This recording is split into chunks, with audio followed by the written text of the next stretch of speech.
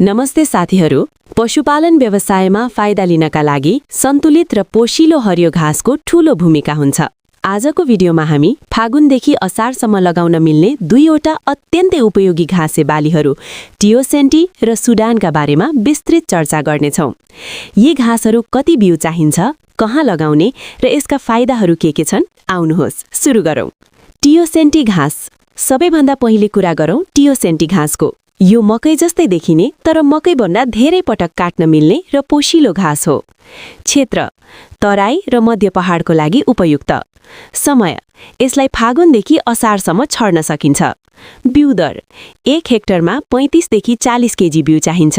यसलाई सजिलो गरी बुझ्दा प्रति कट्ठा करिब 1.2 देखि 1.4 केजी।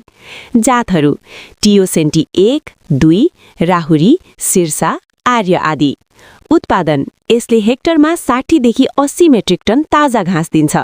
विशेषता: यसमा 11 देखि 14% कच्चा प्रोटिन हुन्छ। मकै लगाउने समय र ठाउँमा यसलाई सजिलै खेती गर्न सकिन्छ। सुडान घाँस। दोस्रो महत्त्वपूर्ण घाँस हो सुडान। यो जुनेलो प्रजातिको घाँस भए पनि यसका आफ्नै विशेषता छन्। क्षेत्र र समय: यो पनि तराई र मध्य पहाडमा वैशाखदेखि असारसम्म लगाउन सकिन्छ।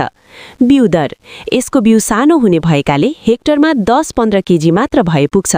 प्रति कट्ठा करिब 400 देखि 500 ग्राम। जातहरू: एसएसजी 29.3, पिप्पर, स्वीट सुडान, मिथी सुडान आदि। उत्पादन र प्रोटिन: यसमा 8 देखि 12% प्रोटिन पाइन्छ र 50 देखि 80 मेट्रिक टनसम्म उत्पादन लिन सकिन्छ। जग्गाको नाप र हिसाब: धेरै कृषक साथीहरूलाई हेक्टरको हिसाब गर्दा अलमल हुन सक्छ।